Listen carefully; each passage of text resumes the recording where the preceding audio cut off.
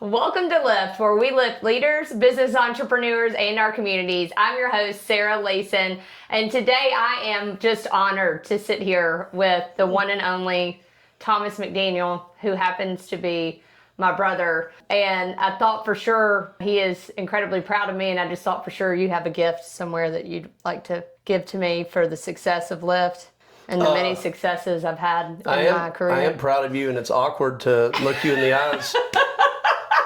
So let's start it out that way.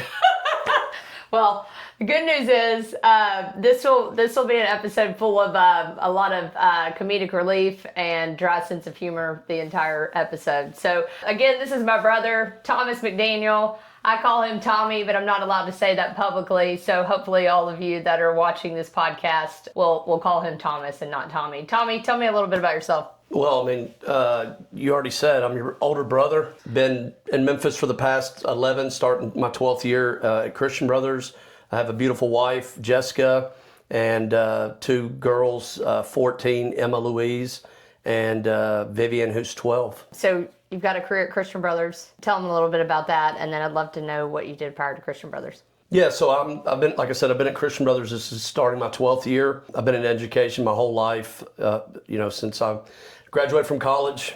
Since 2001, I've been in education, taught literature for 19 years. And in about 2020 during COVID, or maybe right after COVID, I worked in admissions at Christian Brothers for 3 years, which was very unique and something that I really didn't see in my future, but loved it. Kind of thought when I was asked to do this, like, I'm not really sure what you're wanting to get out of this with me because I'm not in sales, but honestly, admissions was sales, and had never done that. It was pretty awesome, to be honest. And then the last 2 years, I have been the director of athletics at Christian Brothers. So again, been in education my whole life. Been a football coach. This will be year 26 coming up. I've just kind of lived my dream. Talk to me a little bit about, I know you and I both have different experiences. Obviously, we grew up in the same household, but in terms of values that you think were instilled in you at a younger age, how does that show up today? And how does that show up when you're an educator and a coach? Values-wise, played football all the way growing up. Since I was 3 years old, I've had a football helmet on. It's always been a big part of my life because of our family, obviously. Was involved in SYS. Didn't start playing until I was 7, but played football till I graduated college. And I knew from an early age football was going to be something that I invested in as a career. And, at that time, by the time I made that decision when I was in college and I decided to go into education, I started off with a PE focus, was in classes and realized that I was in there with a bunch of other athletes, wanted to differentiate myself a little bit and have a chance to, have better opportunities, if you will. I picked literature, which was odd, but at that time I was taking a couple literature classes. I was doing well in them. I was kind of really just becoming to love reading. I didn't really love reading till I got to high school. That's a side story about an English teacher I had at Bartlett. So yeah, I decided to go the literature route. Again, football's just always been a part of who I am. It's something I've always loved. I love the game of football. I love everything about it. And obviously a lot of that has to do with my dad and his role in SYS. But as far as values go, I'm not complicated. I believe in hard work. Like anybody will tell you, I think there is no magic formula. It's at the end of the day, you got to work hard. I think there's a lot of people that do work hard in my profession and obviously other professions, but I try to pride myself on, at least from my standpoint, believing that, there's a lot of things out of my control. What I can't control is my work ethic and my mentality about the way I approach things. I tell people all the time, there's a lot of things you may do better, maybe you're not going to outwork me. Who do you think you got your intensity from? I don't know. I think I'm a good mix of mom and dad. Again, dad taught me the value of hard work. He made me, I thought about this as leading up to this discussion. I think in all honesty, our parents treated all three of, obviously Mitch is the youngest. I think all three different phases of life, different approaches, they're going to handle you differently than they did me because it's a boy and a girl. I'm going to say middle class, but I think that's probably maybe even a little bit of a stretch, but we never wanted for anything. Dad took care of us the best of his ability. Mom stayed at home for the large portion of me growing up until, probably middle school when she went to Chatillon, and Mitch was in school at that point. Again, simple, but Dad worked, got up 5 o'clock every morning, worked in metal fabrication his whole life, made me go to work when I was 14. So a lot of things that I still fall back on today are just the fact that he taught me at an early age. You've got got to get up and go to work, and you can't make excuses. Being around him for a couple years in the shop at plant maintenance was awesome for me to see him. Pretty humbling. He made you go to work like day one, didn't he? Make you sweep the floors? Yeah, I swept floors, cleaned toilets. Even at 14, I can tell you a funny story. I can still vividly remember, he basically was just finding stuff for me to do. And the people that worked with him, in particular Melvin, which was somebody that you know that was close to Dad, pulled me aside like after the first week and was like, hey, man, you got to calm down.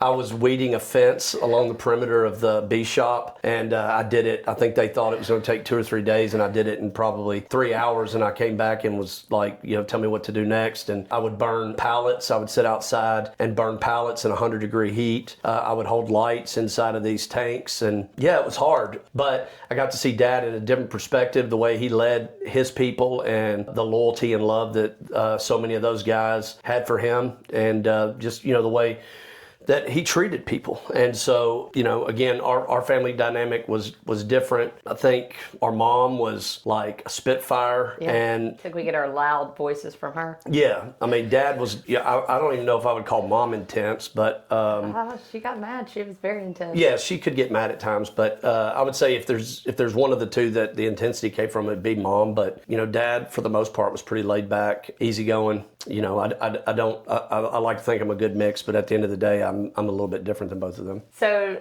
I want to talk about this educator that I think she kind of changed the course of your life in terms of where you wanted to go with literature. Can you talk a little bit about her? Because, that was what, high school? Yeah, so my 10th grade English teacher was Sue Mitchell.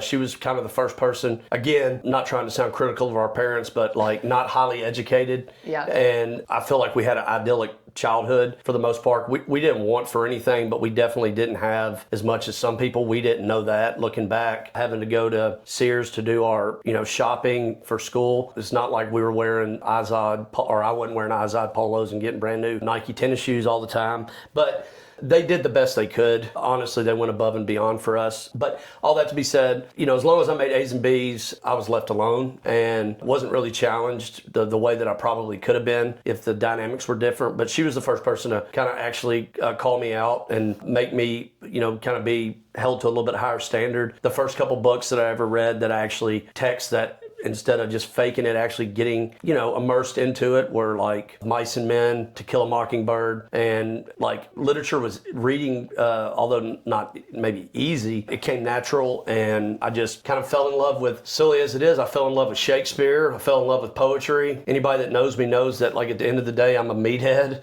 but I do have some intelligence in here somewhere. She was one of the people that kind of put me on that path. At the end of the day, I was going to go be an educator because I wanted to coach football, but I used the same principles that I did, or still to this day, using football to try to do that in education. And, I think, again, football coach and English teachers, pretty rare. It helped me out early in my career. When I needed a job, it definitely set me apart. I kept that same approach. I'm aggressive in the classroom. I'm intense, whatever you want to call it. But that's just who I am. I try to be authentic to myself, and I don't try to fake it for anybody. I just, you either, take it or leave it. Let's talk about, we grew up, I think all of us would agree that we were challenged to do hard things. We had to stick things out. Mom and Dad both, I know even for me, they would force me to do things I didn't necessarily want to do, right? And in terms of like some foundational things in our life, where would you say, from your perspective, a moment in your life where your foundation was tested, and how did you respond? I think about, I was a sophomore in high school, and I was considering quitting football. I think every kid goes through that at some point. And Dad took me to dinner and, didn't tell me I had to keep playing, but, did a good job of pouring into me and making sure I understood that you got to be able to overcome obstacles and face challenges head on. And it was a kind of a woe is me mentality at that moment, where I was like, I'm just going to quit. It's not fair, whatever excuse you want to make. That was huge for me at that time. Probably similar. My story with football and I was a walk-on and undersized, played a position that, I was one of the very few guys in the room that didn't look like everybody else. So at a very young age in college, learning to be able to invest in a group, even though it was a true melting pot of people from all over, honestly, the Southeast. I went through the same thing in college, where after my second year, I really thought that, there's no way. I had obviously a little more clarity and a more mature approach to it, but I recognized that I wasn't talented enough to play and probably was kind of wasting my time, if you will. I was considering giving it up. And again, he just kind of encouraged me with doing the hard things, ultimately doing what you love, but again, having to have a reset. And that was another, I know that if I would have not finished out my playing career at Tennessee Tech, I would have not ended up where I was when I first got out of college. So everybody's journey is different. My story is unique to me, but I've never, in my 25 years, I've never let that not be something that I pull back on and reflect on and realize, how lucky I've been. What? I'm joking. Cut.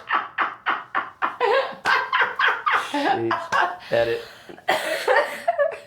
My throat is dry. All right. How lucky you been? Yeah. Yeah. So I've always been able to draw back on how lucky I've been. And, I don't know how much of my backstory with my career you want to get into, but I stuck it out with football. It ended up paying dividends for me because it was the first time that I really immersed myself in really studying football holistically and not just positionally. I know this, we're not going to get into a football, dissertation here, but I had to learn how to give myself value and have a chance to contribute to the team. And ultimately I was able to do that and find success on the field. And it's just, again, one of the things that I had to persevere through. My senior year of college, I lost a teammate. I don't know if you remember that or not, but my senior year, one of the guys that played safety with me, he was 19-year-old kid.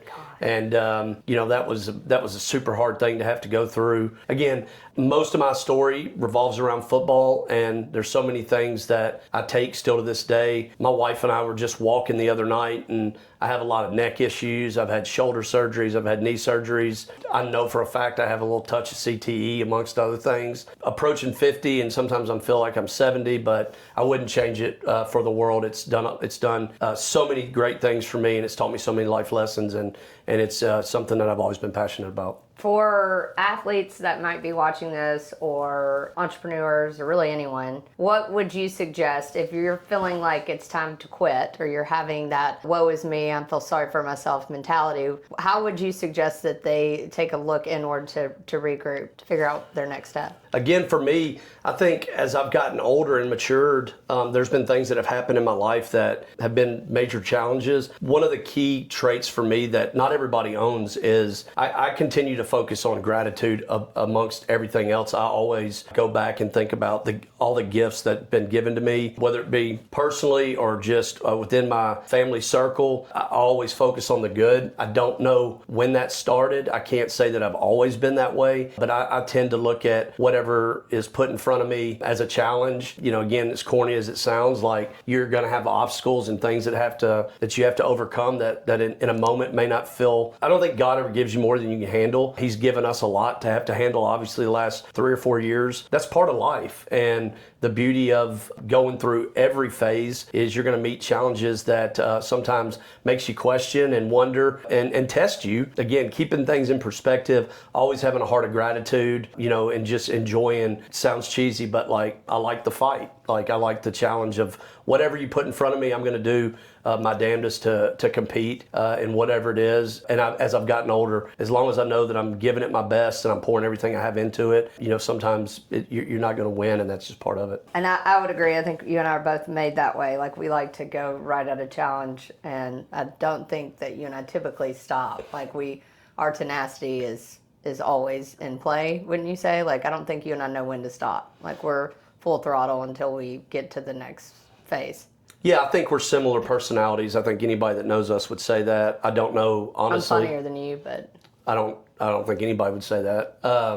But I honestly don't know exactly where we get that. Again, I think we're both a good mix of mom and dad, but we are obviously unique personalities, but we're very similar in a lot of ways. So let's talk about successful people. A lot of them have daily routines. A lot of us are juggling multiple things, right? Between our businesses, you're an AD, you're a coach, you've got 2 girls that have chaotic play schedules. How do you balance that? What does your routine look like? I'm fairly regimented. I'm so fortunate that I've, again, starting my 26th year in education and coaching, I've never worked a day in my life. So I tell people that all the time. That comes from a sincere place in my heart where it doesn't matter, during football season, it's 7 days a week. And that grind is not even understandable for most people. A lot of people talk about long work weeks. Unless you're in that world, you can't understand what we're doing. I love it. I love the grind that happens during the season. It's definitely challenging when, in particular, now that my girls are in a phase where they know after the 4th of July they're not going to see dad very much. That's hard for me because I want to be a good husband. I want to be a good father. And sometimes pause and my priorities have to shift, but I think I do a good job of balancing it. I don't know if we'll talk about it or not, but I don't take work home with me. That's one of the things I've never done. I have a home office. It's never used. When I go home, I don't do football. My wife knows very little about football. The only thing that she really comments on after a game is how I look on the sideline. So to that extent, it's her investment in football, to be honest. But I enjoy that. Like, some wives are completely immersed in the football stuff, and Jessica is not. And that's kind of intentionally on my part, that when I go home, I want to be present with my kids. If it's 45 minutes, I want to make it the best 45 minutes it can be. But again, I just have a different perspective because I've never really worked. As much as the hours are long, it's always a joy for me. And I'm fortunate that I picked something that I loved. Neither one of my girls are really involved in athletics. They're really more right now into theater. And I don't care what they do. Like, I don't feel like our parents forced anything on us either. They were super supportive of whatever we wanted to do. But as long as my girls find something they're passionate about, and they're fortunate enough, like me or you, that you find something that you truly love, then that's all I wish for them. And so, that's kind of, we're in this weird phase where they're I got one teenager, one preteen, and the next 7 years are going to be interesting to see how their journey takes its next step and what they try to pursue professionally. But I hope that I've instilled in them to find something that you love, something you're passionate about, and just go after it, with 100% of your heart. All right, let's switch gears a little bit and talk about culture in an organization and, some of the organizations that you've been a part of. How would you describe the current culture you're in at Christian Brothers? Either athletics, the school, whatever that looks like for you. Our culture is one that's been instilled for 150 plus years. We're a very unique school, all boys Catholic, 9 through 12. So, you got 700 boys on a campus, and it's different. Again, I grew up, as you did, in public education. I taught in public education for 14 years. I believe in public education, but Christian Brothers is a very unique place, has a lot of tradition, a lot of history. Our slogan is Men for Tomorrow, Brothers for Life, and I've always kind of, used that as my driving force in whatever I do within the school, whether it be classroom, admissions, athletic director of football. My mission as a mentor or a coach is to, help guide these young men when they leave, that they have the tools to go on and be successful. And when I'm talking about success, I think about husbands, fathers, community leaders, and hopefully they understand that, there's going to be wins, there's going to be losses, but at the end of the day, you're going to do it with integrity.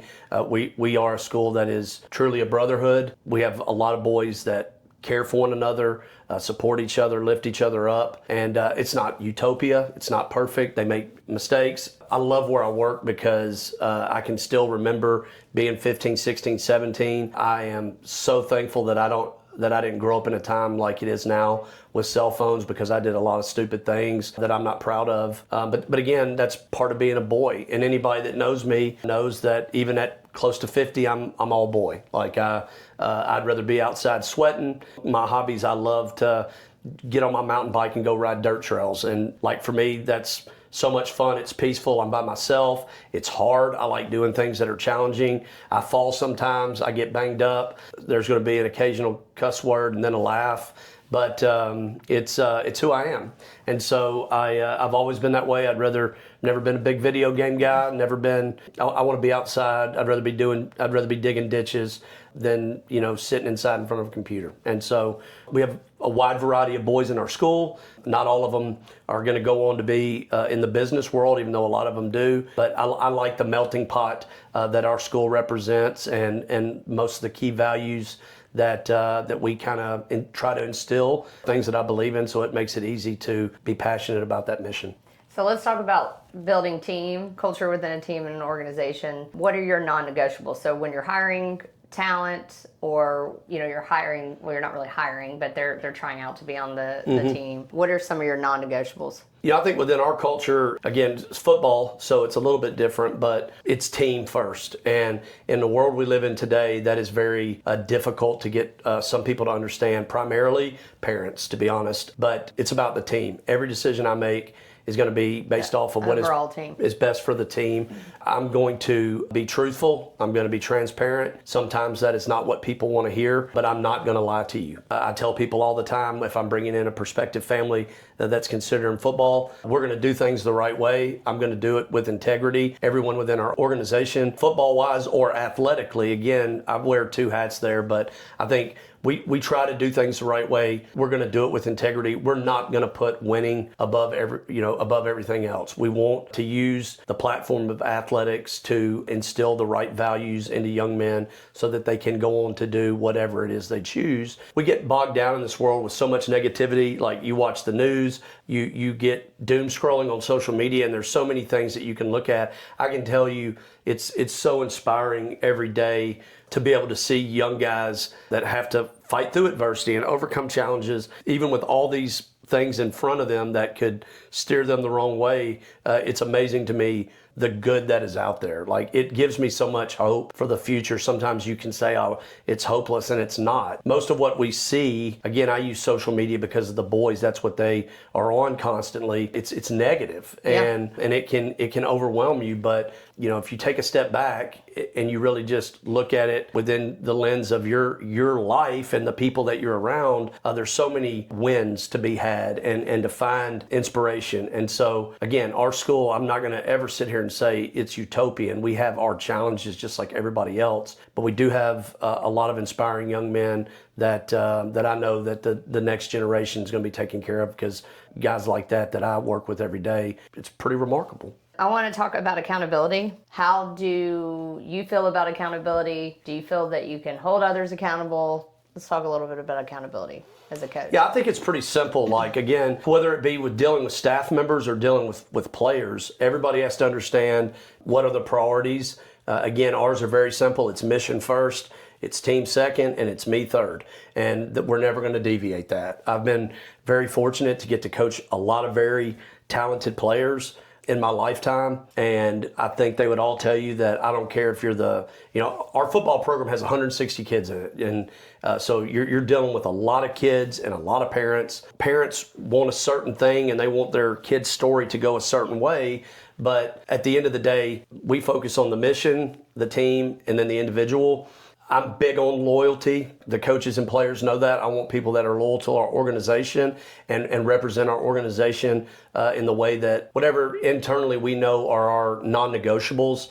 I think our kids, again, talking about young people today, I still believe whatever the standard is, if you set the standard, whatever that is for you, and you make sure that is clear and concise, and they understand it, more times than not, they're going to meet that standard. Mm-hmm. And so I think about authenticity and being true to yourself, managing different personalities, both as adults and kids. Every player is different. Every coach is different. Every player and coach has strengths and weaknesses. You try to figure out ways to play upon those as the leader of that particular organization. It's not always fun. When you're in a role like I am, there are sometimes difficult conversations that have to be had. Like, I welcome them. It's not something I get excited about, but I do, whether it's a parent about playing time or it's a coach that I feel like needs to improve in said area, I am comfortable in it. And comfortable in it because at the end of the day, I want what's best for the team. I want what's best for every coach within our organization, and I want what's best for every player. And part of that is all of us just striving to be our best on a daily basis. I'm of the mentality that, like, I don't have to do this. I get to do this. Like, it's a gift, and I draw upon super simple things that have resonated within me. I've gone through phases of life where winning was the priority. I think God intervened in a very particular time in my life and put someone in my life that made me reevaluate my priorities. Ever since then, I've had a shift where winning is not the number one thing, and I want us to be the best as a team and as an individual that we can be every single day. And so, again, whether that is how the locker room looks, whether that is how we flex in practice, whether that is how we go through a practice, the process of what a week looks like. I think as long as the individuals in the organization understand the expectation and you set the bar and it's clear, I think more times than not, if they are meant to be within that group, they're gonna reach that ceiling and strive to do the best they can do. And that's I try to find the good in everybody, and I tell our boys all the time. First of all, football is not for everyone. It's extremely difficult. It requires a heck of a commitment. We're there all summer when everybody's going to the lake and traveling out west and fly fishing. If you're going to play football at Christian Brothers, you're going to have to, there's a price to be paid, and we have to sacrifice a lot of things. Now, again, I try to keep a good balance and making sure that, that we're not overwhelming them, and we take care of them both physically and mentally. We spend a lot of time on things that most people never think about. Obviously, they're going to lift weights, they're going to run, they're going to practice, but we talk about their sleep, we talk about their hydration, their nutrition, their recovery aspects, but we try to pour into them holistically, but they have to be invested in that process, and they also have to understand from the very beginning, you're going to do all this work, and the reality is, only one person there. Everybody wants to win a championship, and I've been lucky to be a part of championship teams. But at the end of the day, like the rings and the trophies, all that stuff, it's nonsense. Like when I got through playing and I started coaching, I wanted to win a championship so bad because as a player, I never won one. I was fortunate enough at a very early age to have a mentor that I worked for who was huge in my life, but we won a championship my first year. I won a championship my second year as a head coach. And I can tell you right now, I'm 10 times the head coach today that I was when we won that championship. It was a matter of timing and whatever, but I never wear my rings. I don't care about that.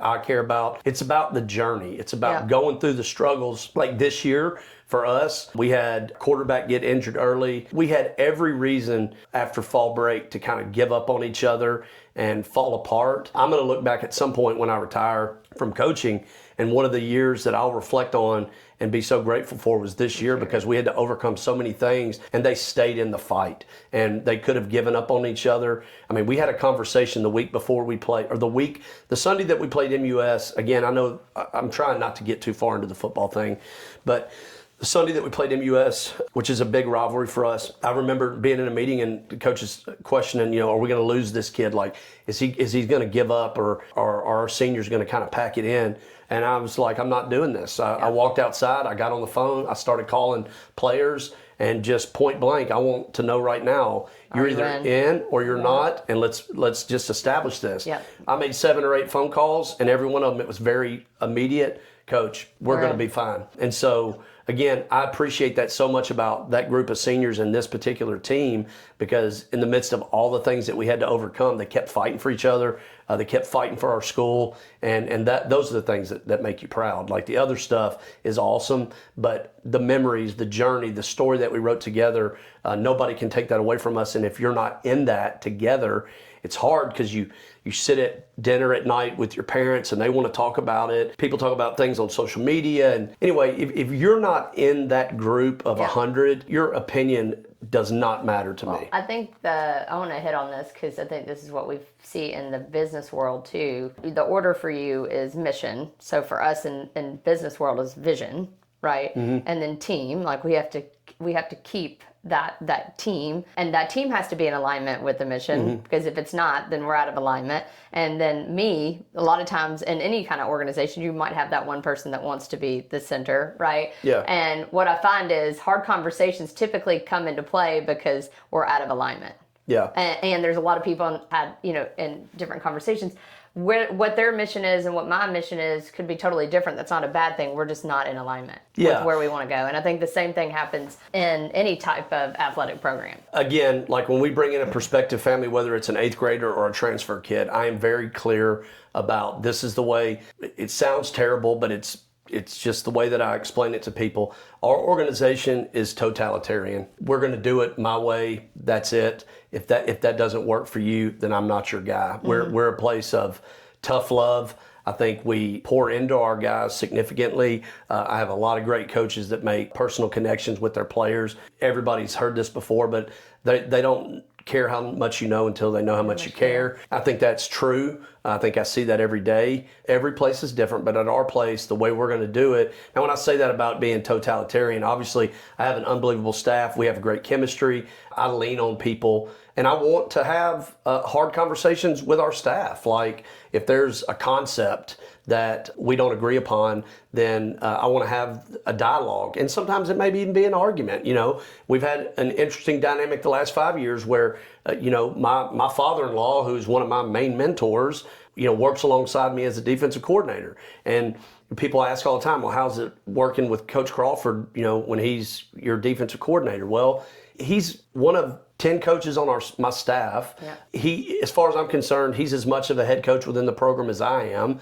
And all my other coaches, we're all doing it collectively. I try my dead level best to be a model of servant leadership. I'm going to take out the trash. I'm going to do laundry. I'm going to pick up things on the field. I genuinely try to do my best to lead from the front as the right example and hope that everybody sees that nothing is beneath me, and I've always been that way. So nowadays we have turf fields and we have cold tubs and we've got all these wonderful things, but my story is awesome because I've been able to see all of it. I used to have to paint fields as a young coach. I have a very unique perspective because I was in the largest classification in public school. I taught and coached my first head coaching job at Moore County, where we sold sun drops and Vidalia onions for fundraisers. And I'm at Christian Brothers, where we have a budget that most people would dream about. So I just didn't fall forward, or fall upwards, if you will. I feel like, again, there's been so many people that I could talk about that the timing of things that occurred and the way God worked in my life put me in a situation where I am today.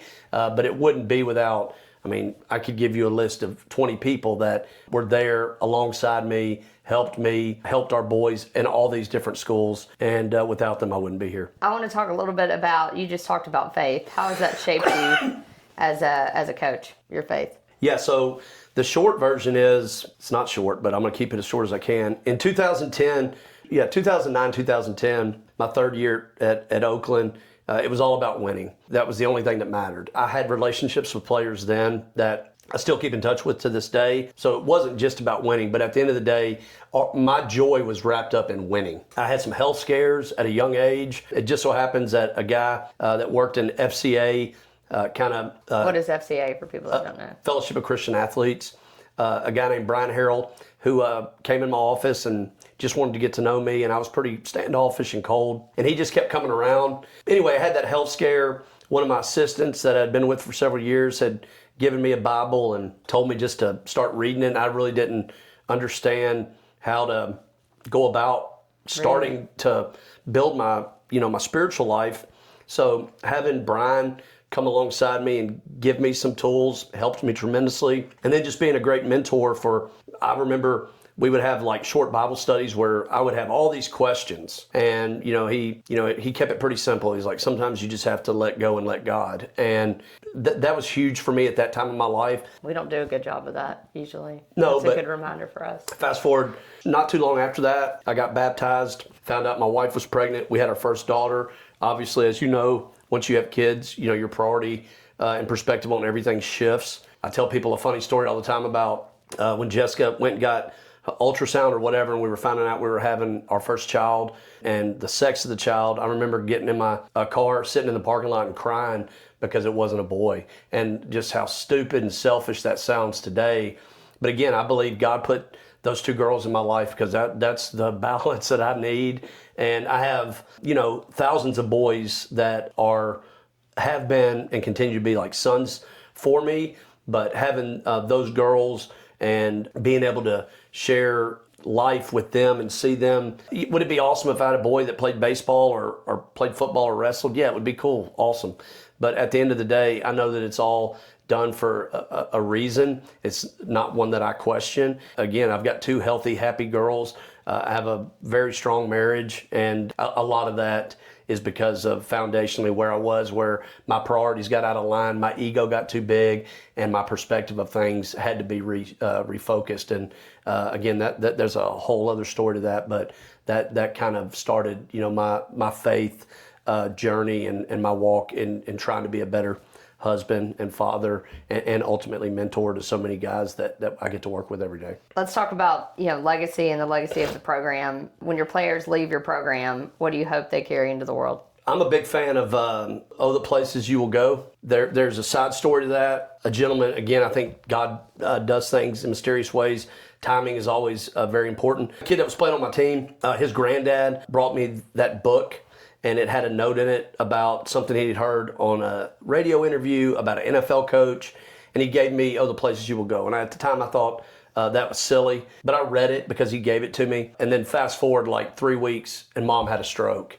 And I can vividly remember getting up 4 o'clock in the morning before work, going to St. Francis, nobody being there, reading that book to her while she was, on life support basically. So I've used that book a lot. When you ask me about what I hope our guys take away from the program when they leave, amongst all the other things, the integrity, the work, the servant leadership, all the things that I think are all valuable, is such a great message of you have a mountain to move every day, whatever that is. That's your challenge. You've got to go move that mountain. One of the great parts in the book, if you're not familiar with it, I know it sounds silly, but I challenge anybody to read it because it's awesome. But they talk about the waiting place and how people, at the end of the day, metaphorically, it's talking about how people wait around for things to happen instead of going and doing. And again, it's a story of, I think, it says something in the end about you'll be successful at least 98 3/4 of the time. Indeed, something like that.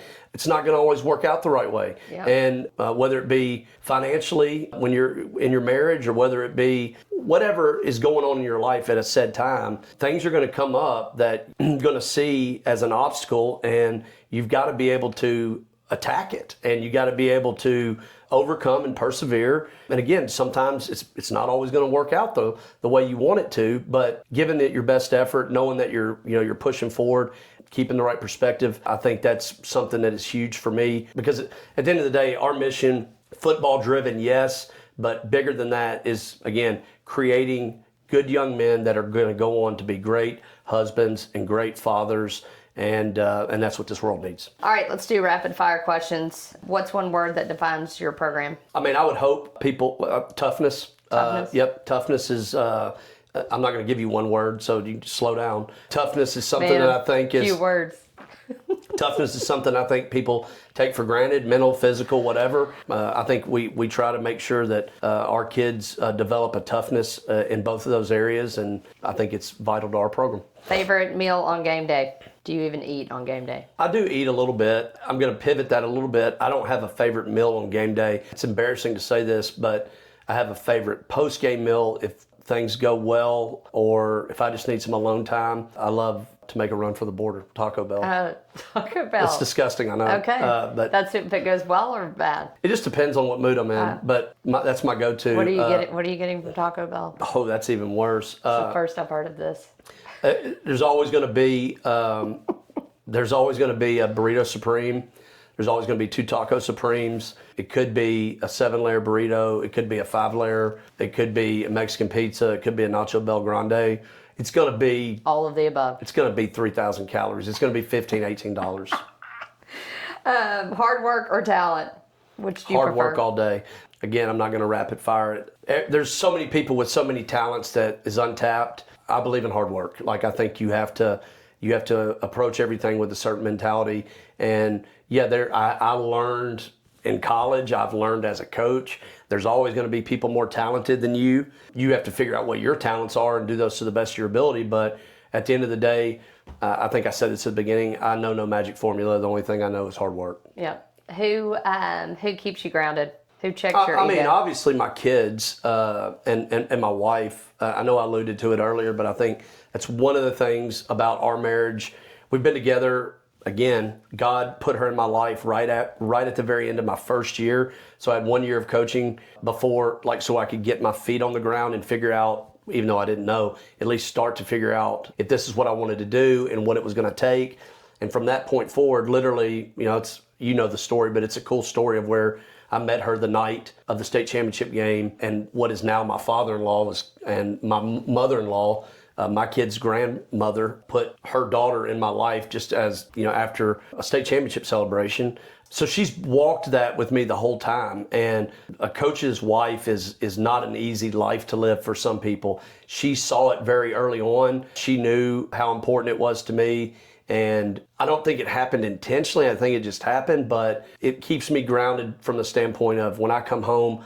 Again, I say this adamantly, I don't bring work home. So if I have to stay till 8:30 or 9 o'clock, I stay at 8:30 or 9 o'clock. I never bring football home. That's just what's worked for me. I think it frustrates her at times, but we don't talk about football. She knows very little about it. When I get to go home, I get to be dad, I get to be husband. That's been great for us. I think about marriages and the difficulties and challenges and all the hardships you have to overcome in life. And Jessica and I have just we've been so fortunate. We're obviously very different personalities, but we've been so fortunate that God's not given us more than we can handle. Our life is definitely not perfect, but we do a good job of the messiness of everything that goes on day to day with two young kids that we still find time for each other. We're very present with our two girls, and having my girls has been super grounding because number one, it makes me always fall back on what I believe in, which is doing things the right way. I'm never going to do anything in our football program or within our organization as a school to embarrass my girls because I want to be like the way that we think about our dad. And that's what I aspire for. And so I always keep that in the forefront of my mind. And like my wife, I've been so blessed to coach in so many big games and awesome atmospheres. And when it's over, when the game's over, even though they're a little bit older now and they know what's going on, and obviously they want me to win, they don't care. And so being able to hug them after the games and know that I have the love and support of my family is ultimately, such a great support system for me. Hopefully you bring some tacos home for them as well. I do not. No. Shout out to Jessica. Jessica, I think there's a special place in heaven for you. I love you. All right, what leader do you study and admire? Again, I'm failing miserably at your rapid fire. Yes, rapidly long. I don't care. I have obviously a lot of coaching mentors that I study. I mean, there's so many resources out there for football, but I have been so fortunate to have mentors like Gary Rankin and Ron Crawford that poured into me at a young age. Both of those guys are continual learners. That's one thing that I've always appreciated about both of them. Coach Rankin and Coach Crawford are two of the most highly decorated and successful coaches in the state of Tennessee. I've always been around both of them, and I've always kept a close relationship with Gary, even though we haven't worked together in a long time. They've always studied. They've always continued to want to learn, and even coaching 25, 30, 40 years, to watch them always trying to re-evolve and to seek other professionals in our organizations that coaching is just stilling. To have guys like that to be able to look to has been huge for me. I read a lot, but a lot of it is like somewhat in the leadership world, but like I like John Gordon, I like Malcolm Gladwell, I like the social psychologist Jonathan Hyatt that studies people. And because again, within our organization, there's so many different types of personalities and there's so many things that every individual is dealing with. You are a psychologist sometimes when you're a leader of a group. And so I kind of read a lot of different things. What type of music do you listen to in the locker room on game day? Me? Just in general. What do y'all play? I mean, the kids typically, after our pregame meal, they lay around. Some people listen to music, some play games. Everybody's kind of got their headphones on. Me, it's all over the place. Big coffee guy, so minimum probably 5-6 cups of coffee a day. And then you throw in a Red Bull on game day at around 5:30. So typically, surprisingly enough, it's probably going to be a little bit more low-key. As I've gotten older, I've tried to find ways to kind of center my anxiety or nervousness a little bit, because you got to be ready in those moments to make decisions. And that 2 hours is an exhausting 2 hours. I love the process of football. I love the practice, the game planning, the relationship building, the team building, all that stuff. The Fridays are fun, but they're really for the boys. At the end of the day, Fridays, I have to remind our coaches all the time, like everybody gets so amped up. I'm as bad as anybody and was for a long time. about getting so worked up to go play the game. It's such a beautiful game. It's very violent, but it is a thinking man's game, and there's so much to it, so much communication that has to occur on the field in the midst of all the madness. So all that to be said, music, I typically like Leon Bridges. Crushing 5 coffees and put on Leon. Yeah, I'm gonna be pretty jacked up, and so I'm trying to find things. What are you doing on your ride to Taco Bell? Afterwards? Yeah. Oh, no. Afterwards, I'm just probably listening to a podcast or something. But pregame music for me is usually to try to get me to calm down. All right, last but not least, favorite karaoke song, you only get to pick one. That one's easy. Firework, Katy Perry. I'll have maybe a margarita with it, and I just like to keep it light. That's very light. All right, everybody. If this episode resonated with you, I hope you'll share it with somebody that would like to listen to it as well. Share, hit the subscribe button, please. I'm Smash your host, it. Sarah Layson. Step up, serve well, friends.